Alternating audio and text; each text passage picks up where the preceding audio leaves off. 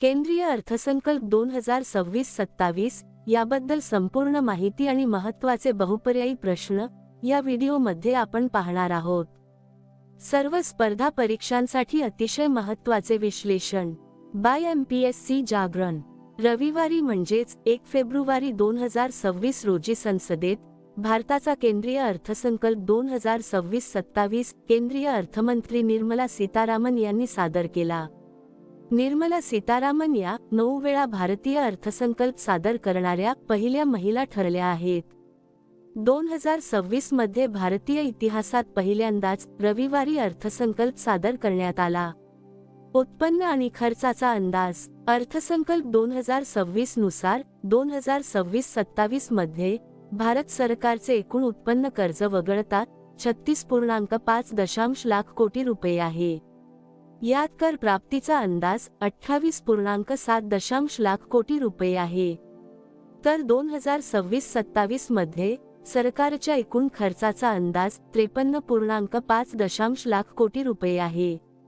नवीन आयकर टप्पे यात महत्त्वाचे म्हणजेच असे दिसून आले आहे की आयकर टप्प्यांमध्ये कोणताही बदल करण्यात आलेला नाही।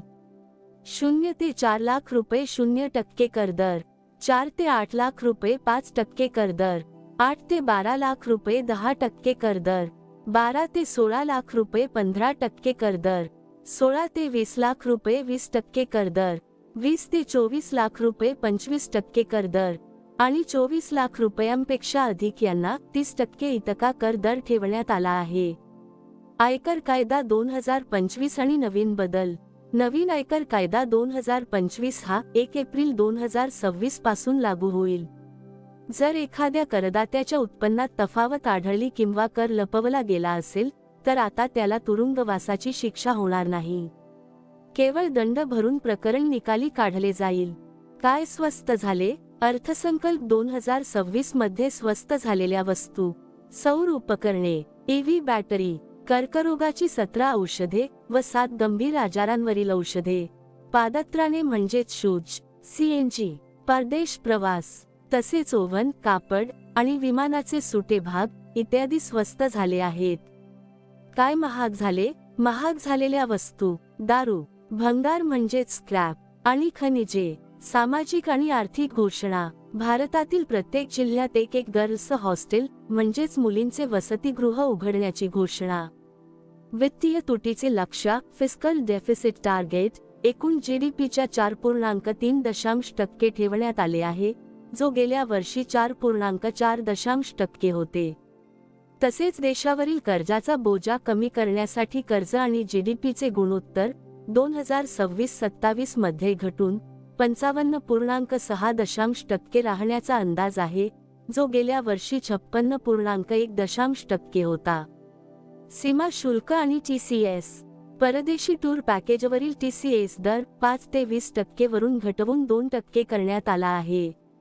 वैयक्तिक वापरासाठी आयात केलेल्या वस्तूंवरील सीमा शुल्क कस्टम ड्युटी 20% वरून घटवून 10% करण्यात आले आहे। विमानाचे सुटे भाग, मायक्रोवेव्ह ओव्हनचे सुटे भाग आणि काही कच्च्या मालावरील मूलभूत सीमा शुल्कात सवलत देण्यात आली किंवा ते रद्द करण्यात आले। उद्योग आणि तंत्रज्ञान तरतूद सेमीकंडक्टर मिशन 2.0 लॉन्च करण्यात आले आहे। श्रम प्रधान कापड क्षेत्राला प्रोत्साहन देण्यासाठी इंटिग्रेटेड प्रोग्रामचा प्रस्ताव।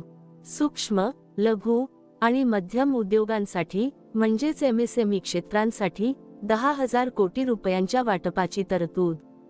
बायोफार्मा क्षेत्रासाठी पुढील 5 वर्षांत 10,000 कोटी रुपये वाटपाची तरतूद। शिक्षण आणि पायाभूत सुविधा देशात 7 नवीन हाय स्पीड रेल कॉरिडॉर उभारण्याची घोषणा। यात मुंबई, पुणे, हैदराबाद, बेंगळुरू, चेन्नई, दिल्ली, वाराणसी आणि सिलिगुडी यांचा समावेश आहे। 3 आयुर्वेदिक एम्स उभारण्याची तरतूद। उच्च शिक्षणामध्ये नवीन राष्ट्रीय औषधनिर्माण शिक्षण आणि संशोधन संस्था म्हणजेच नायपर संस्थांची स्थापनेची तरतूद। शेती आणि आधुनिक तंत्रज्ञान शेतकऱ्यांच्या शेतीची उत्पादकता वाढवण्यासाठी भारत विस्तार या ॲग्रीटूल सुरू करण्याची घोषणा। डेटा सेंटर्ससाठी परदेशी कंपन्यांना 2047 पर्यंत टॅक्स हॉलिडे म्हणजेच कर सवलत। कंपन्यांसाठी किमान पर्यायी कराचा दर म्हणजेच मॅट रेट 15% वरून घटवून 14% करण्यात आला आहे. 2026-27 या आर्थिक वर्षासाठी राज्यांना 1.4 लाख कोटी रुपये आवंटित करण्यात आले आहे. म्हणजेच 16व्या वित्त आयोगाच्या शिफारसी स्वीकारत राज्यांना मिळणारा हिस्सा 41% वर कायम ठेवण्याचा निर्णय घेण्यात आला आहे. सामाजिक योजना आणि भविष्यातील लक्ष्य. महिलांना कर्ज सुविधेसाठी शी मार्क योजनेची घोषणा. क्रीडा क्षेत्रात खेलो इंडिया मिशन सुरू करण्याची घोषणा. 2047 पर्यंत ग्लोबल सर्व्हिस मार्केटमध्ये 10% हिश्श्याचे लक्ष्य. प्रमुख मंत्रालयांसाठी तरतूद. संरक्षण क्षेत्रासाठी 7,84,678 कोटी रुपये.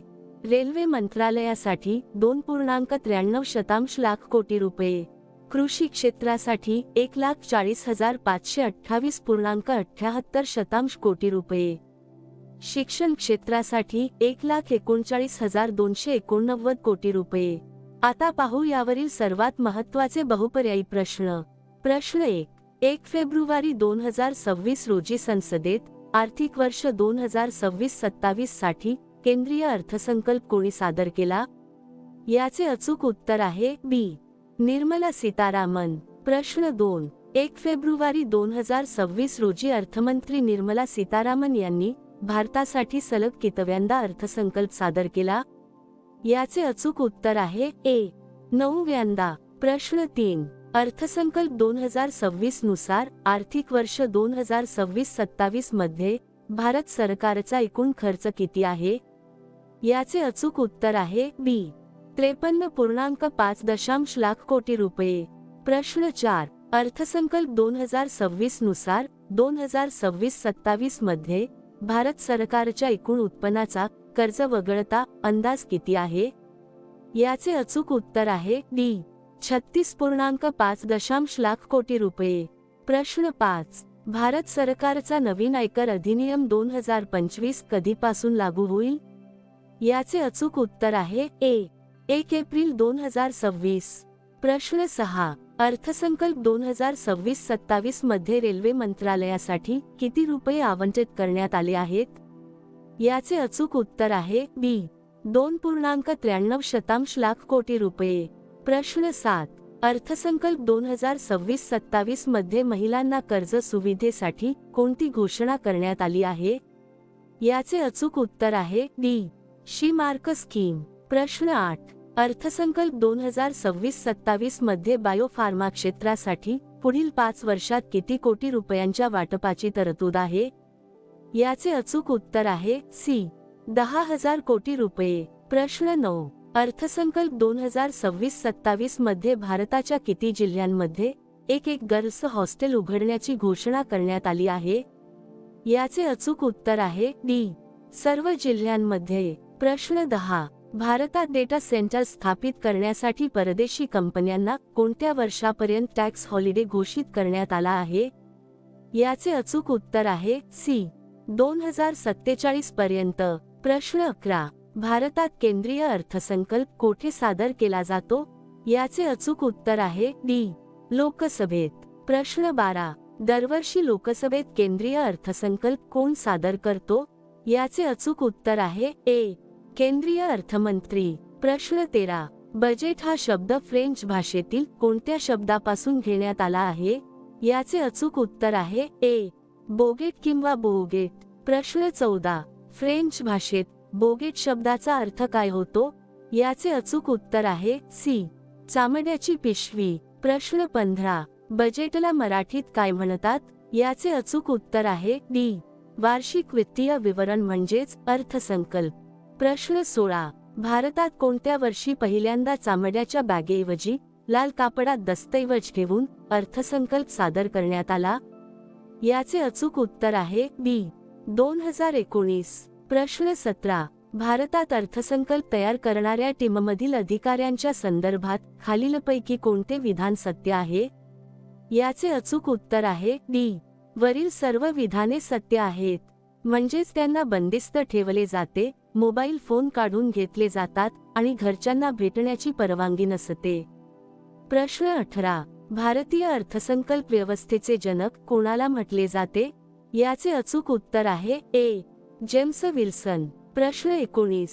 ब्रिटिश काळात भारताचा पहिला अर्थसंकल्प कधी सादर करण्यात आला होता? याचे अचूक उत्तर आहे सी. 7 एप्रिल 1860. प्रश्न 20. भारतात आर्थिक पाहणी अहवाल सामान्यतः कधी सादर केला जातो?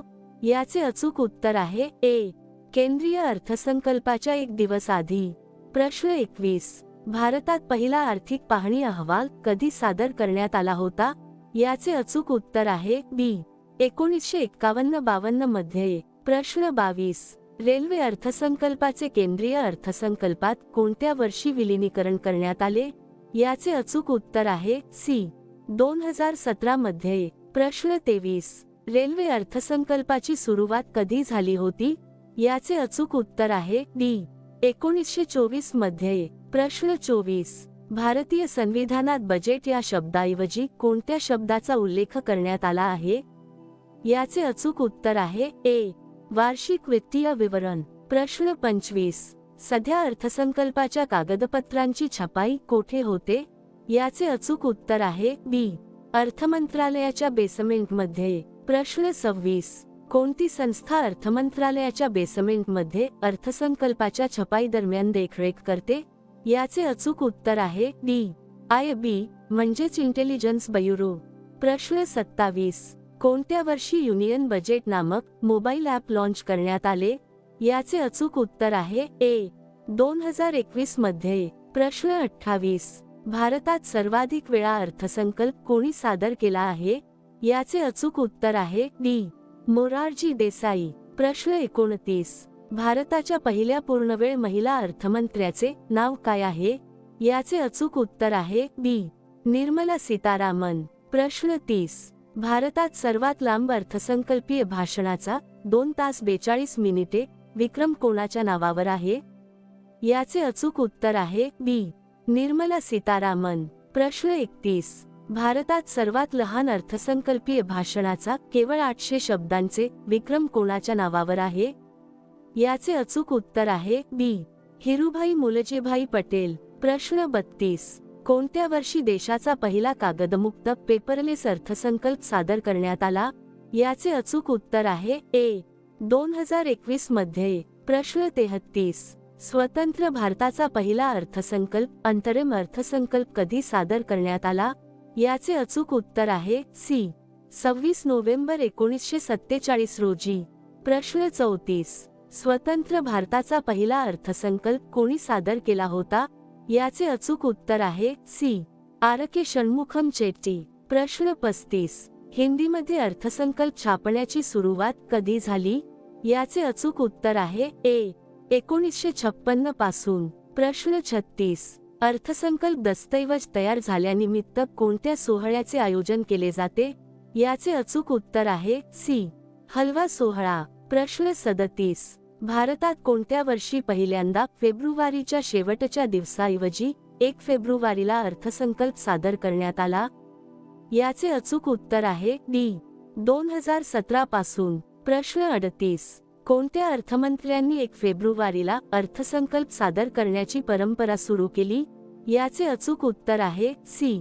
अरुण जेटली. प्रश्न 39. भारतात केंद्रीय अर्थसंकल्प कोणती सरकारी संस्था तयार करते? याचे अचूक उत्तर आहे सी. अर्थ मंत्रालय. प्रश्न 40. अर्थसंकल्प सादर करणारा जगातील पहिला देश कोणता? याचे अचूक उत्तर आहे डी. इंग्लंड. प्रश्न 41. केंद्रीय अर्थसंकल्प सादर करणारे पहिले पंतप्रधान कोण होते? याचे अचूक उत्तर आहे डी. जवाहरलाल नेहरू. प्रश्न 42. सन 1999 मध्ये कोणत्या अर्थमंत्र्यांनी संध्याकाळी 5 वाजण्याऐवजी सकाळी 11 वाजता अर्थसंकल्प सादर करण्याची परंपरा सुरू केली? याचे अचूक उत्तर आहे ए.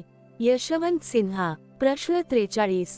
कोणत्या काळात अर्थसंकल्प तयार करणाऱ्या अधिकाऱ्यांना लॉक इन मध्ये ठेवले जाते? याचे अचूक उत्तर आहे ए. हलवा सोहळ्यापासून ते अर्थसंकल्प सादर होईपर्यंत. अशाच मराठी मधील दैनिक चालू घडामोडीसाठी आपल्या यूट्यूब चॅनलला नक्कीच सबस्क्राईब करा. तुमच्या यशासाठी हार्दिक शुभेच्छा. उद्या पुन्हा भेटू पुढील भागात.